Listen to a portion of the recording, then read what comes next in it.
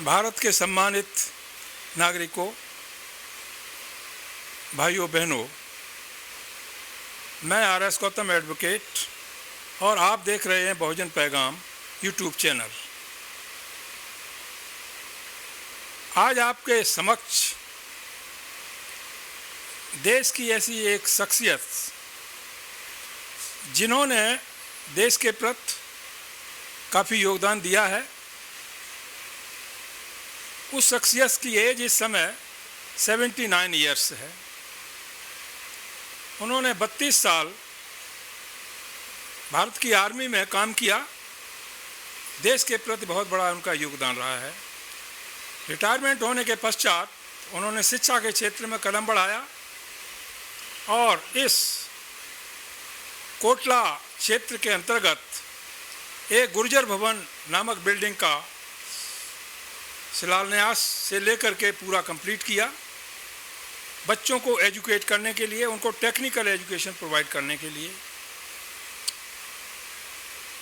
ऐसी महान विभूति lieutenant colonel Shri Atar Singh ji आज हमारे समक्ष हैं और बहुजन पैगाम यूट्यूब चैनल पर वो अपने विचार व्यक्त करने के लिए पधारे हैं। हम बहुजन पैगाम की तरफ से उनका बहुत स्वागत करते हैं और उनसे एक अहम प्रश्न पूछना चाहते हैं कि आज जो देश में सामाजिक एजुकेशनल व्यवस्था चल रही है,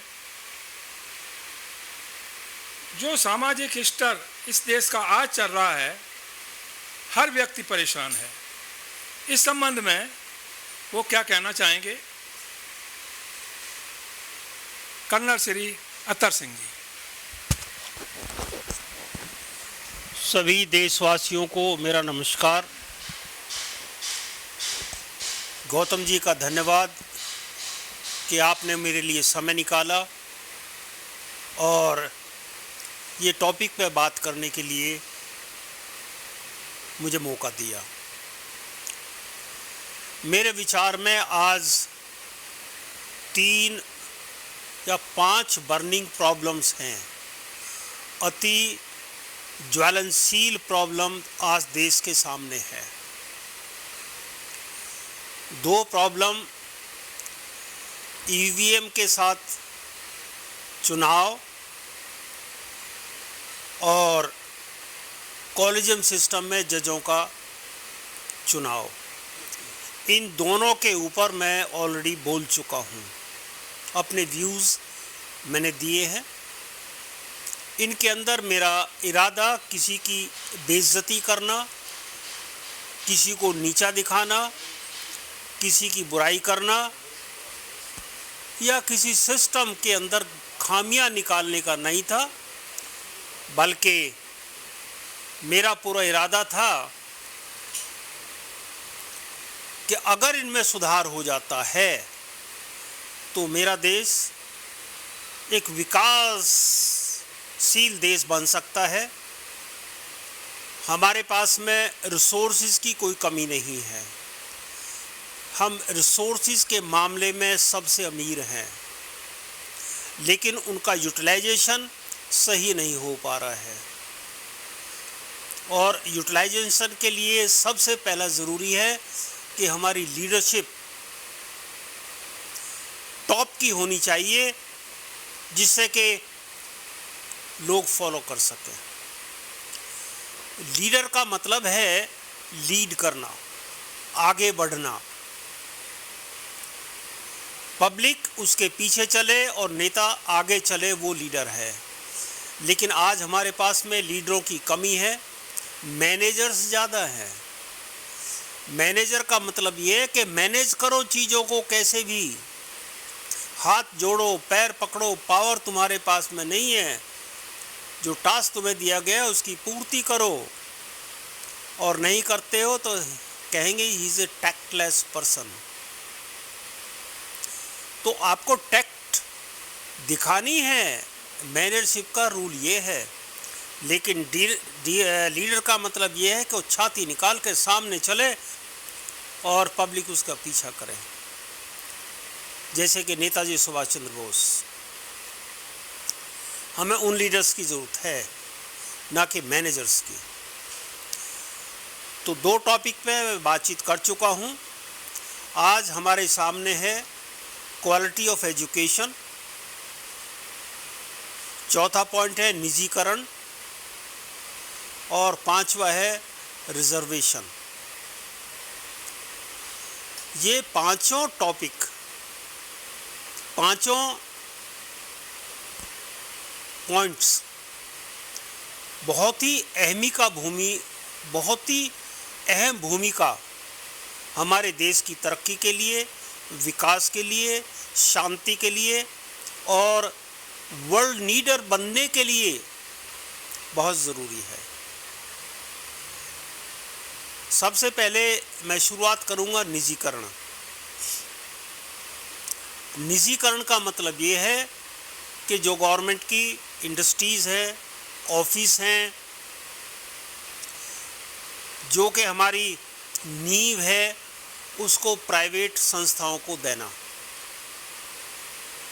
अब से पहले ज़्यादातर ये गवर्नमेंट ने अपने हाथ में लेकर के और डायरेक्ट एम्प्लॉयमेंट करते थे।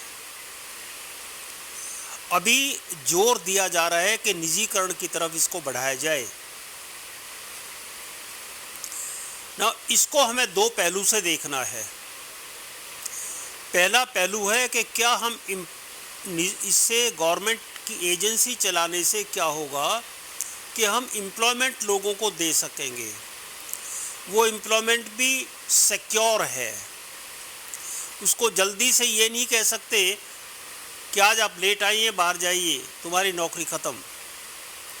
गवर्नमेंट की सर्विस में ये नहीं किया जा सकता।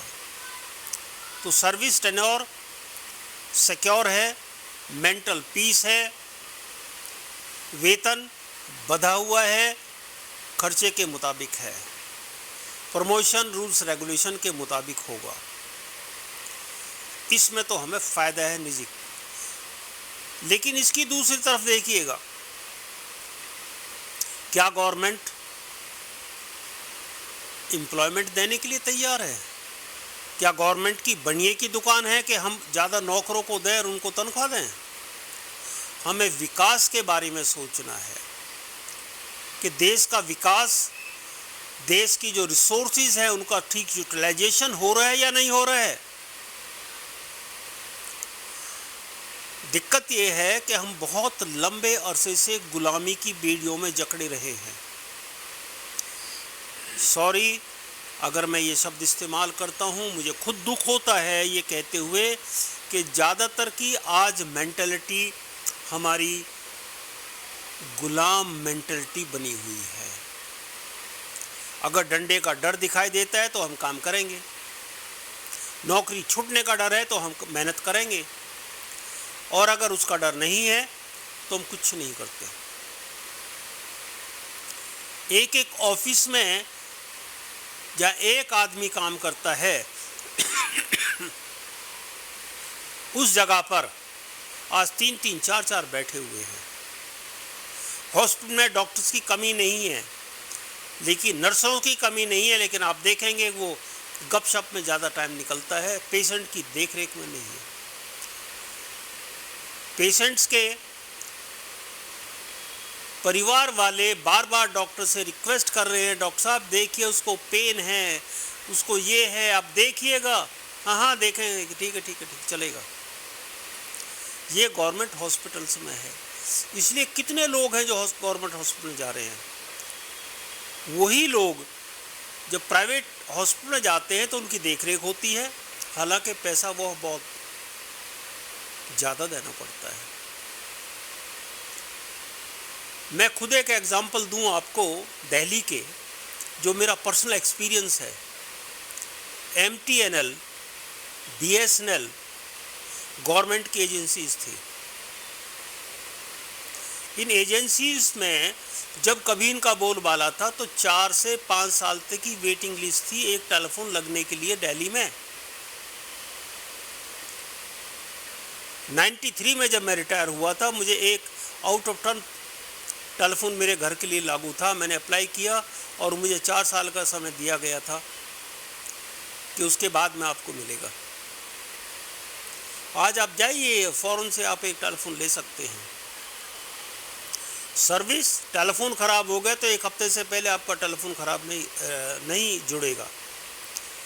दूसरा, दिल्ली विद्युत बोर्ड, बिल 90 रुपये का था या 100 रुपये में, लेकिन लाइट 10 दफ़ा भागती थी।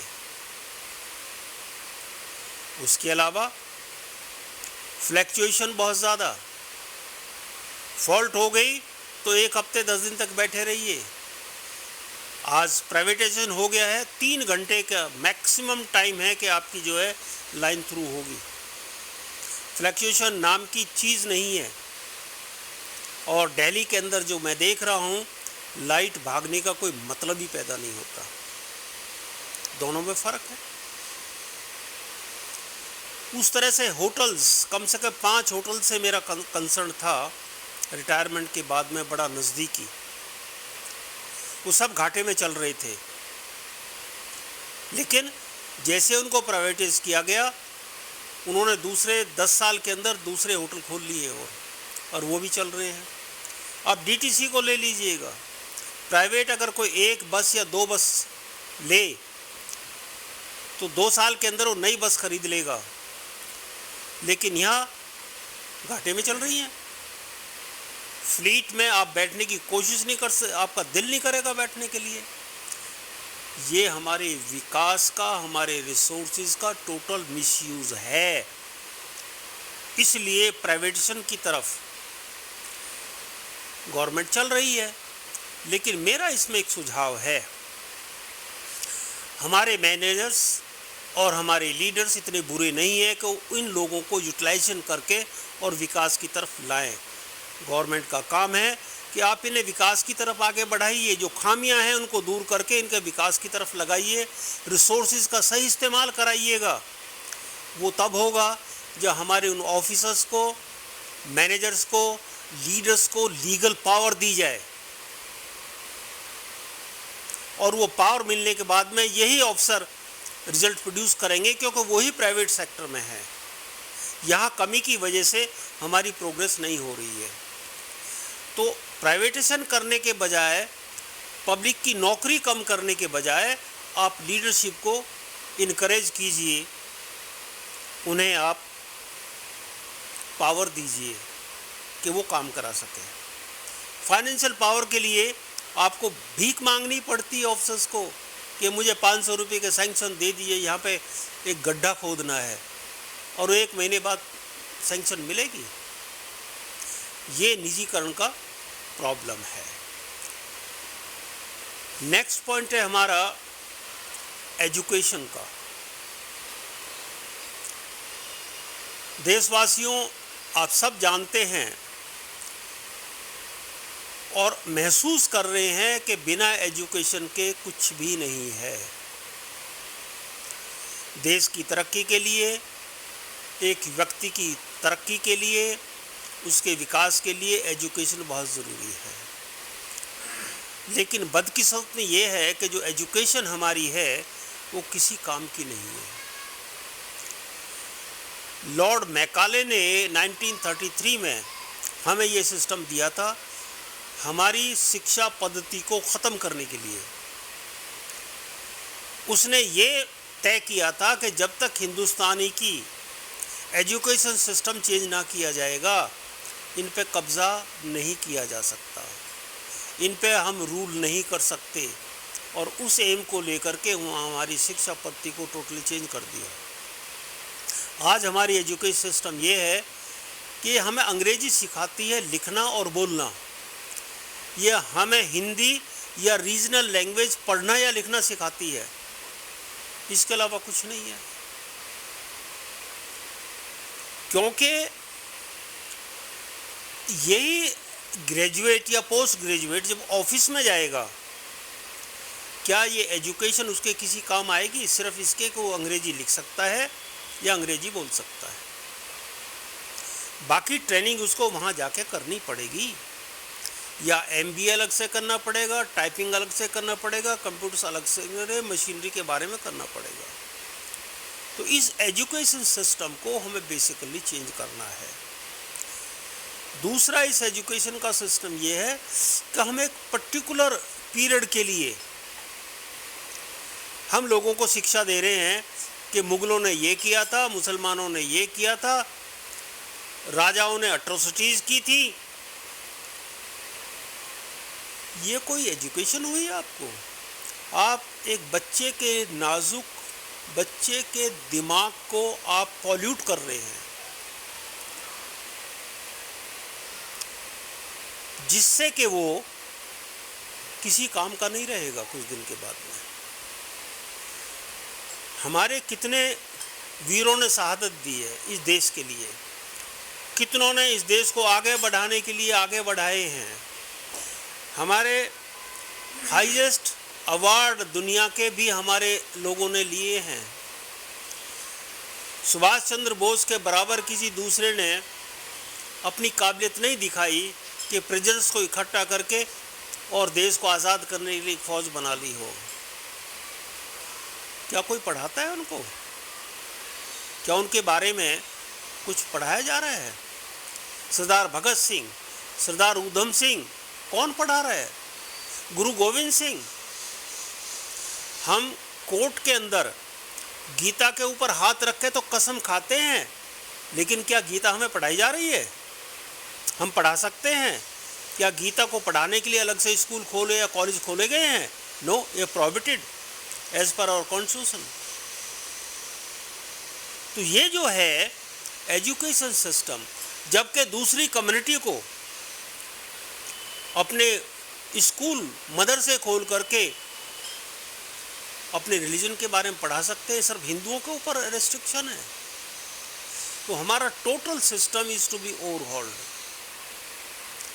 उसमें बच्चे को इस तरह से आगे बढ़ाना चाहिए जो हमारी संस्कृति, हमारे कस्टम्स, उनके बारे में वो सीख सके, और जिस दिन वो ऑफिस ज्वाइन करे उस ऑफिस के काम की काबिलियत उसके अंदर होनी चाहिए। ये हमारा बेसिक एजुकेशन सिस्टम होना चाहिए। दूसरा, देश के लिए वफादारी, लॉयल्टी, उसकी डिग्निटी, सिंसियरिटी, उसके मॉरल्स, इसके बारे में हमारी एजुकेशन सिस्टम उस छोटे से बच्चे को वहाँ से शुरुआत करनी चाहिए, जो कि हम नहीं कर रहे हैं। नेक्स्ट पॉइंट है मेरे पास में रिजर्वेशन का। देखिए, रिजर्वेशन बहुत ज़रूरी है। रिजर्वेशन का मतलब ये नहीं है कि हम किसी को खैरात दे रहे हैं या किसी को भीख दे रहे हैं। अगर किसी के 3 बच्चे हैं, 4 बच्चे हैं, उनमें से एक बच्चा कमज़ोर निकल जाए तो माँ बाप का फ़र्ज़ बनता है कि उसकी एक्स्ट्रा केयर की जाए। परिवार के सदस्य भी इसको ऑब्जेक्शन नहीं करेंगे कि इसकी एक्स्ट्रा केयर क्यों जा रही है, अलग से इसको डाइट क्यों दी जा रही है, अलग से देखरेख क्यों दी जा रही है। कोई ऑब्जेक्शन नहीं करेगा। उसी तरह देश का है।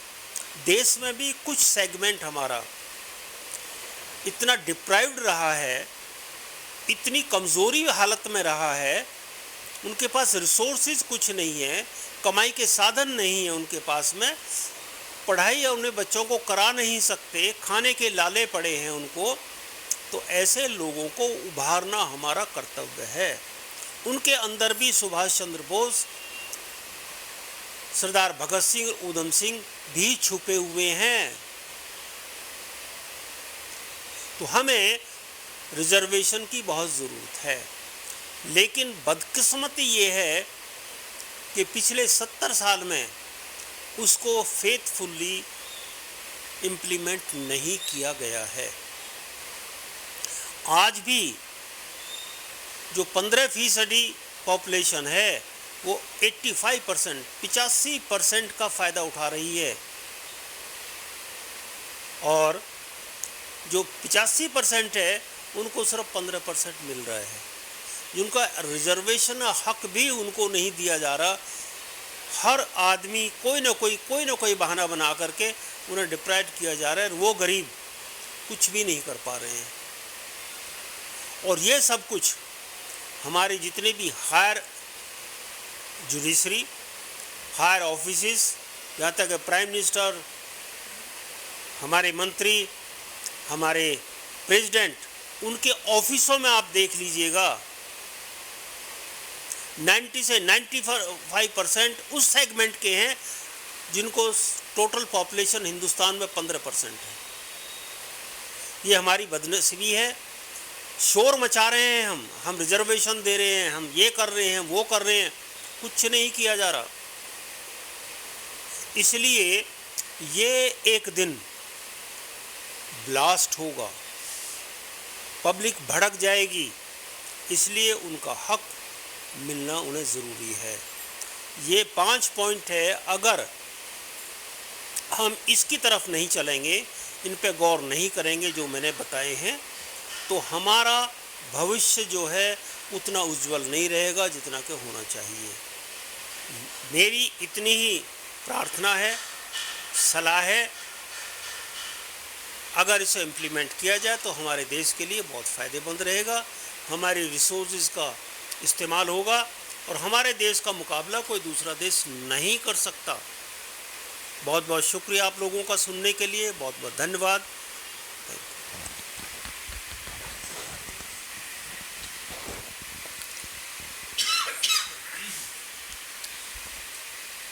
साथियों, आप लोगों ने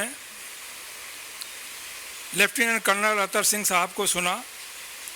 उन्होंने बेबाक शब्दों में और बहुत ही सिंपल लैंग्वेज में एक एक पॉइंट पर अपने विचार व्यक्त किए। मैं समझता हूँ कि उनके विचार यहाँ की हुक्मरान भी सुनेंगे, समझेंगे और उन पर शायद कुछ काम करना शुरू कर देंगे। तो आज इतना ही। मैं धन्यवाद करता हूँ कर्नल साहब का कि वो बहुजन पैगाम पर आए और उन्होंने अपने विचारों से पूरे देश को आगाह किया। सभी वर्गों के लिए उन्होंने एक समान बात कही जो कि देश हित में है, इसमें किसी तरह की कोई बात नहीं, ना किसी का उन्होंने पक्षपात किया, ना फेवर किया। जो सच्चाई है वो बयां रखने की कोशिश की। मैं समझता हूँ कि इसी तरह से देश भर की प्रतिभाएं बहुजन पैगाम पर आकर अपने अपने विचारों से देश को अवगत कराएंगे, शायद देश मजबूत होगा और यंग तबका जो बच्चे हैं, स्कूली बच्चे हैं, जो पढ़ने वाले हैं, उनको इससे काफ़ी प्रेरणा मिलेगी। इन्हीं शब्दों के साथ मैं उनका हार्दिक अभिनंदन भी करता हूं, धन्यवाद भी करता हूं और आप लोगों से आग्रह करता हूं कि ज़्यादा ज़्यादा संख्या में इन व्यूज़ को, इस वीडियो के माध्यम से बहुजन पैगाम को घर घर तक पहुँचाएँ, शेयर करें, सब्सक्राइब करें। इन्हीं शब्दों के साथ बहुत बहुत धन्यवाद कर्नल साहब को। जय भीम, जय भारत।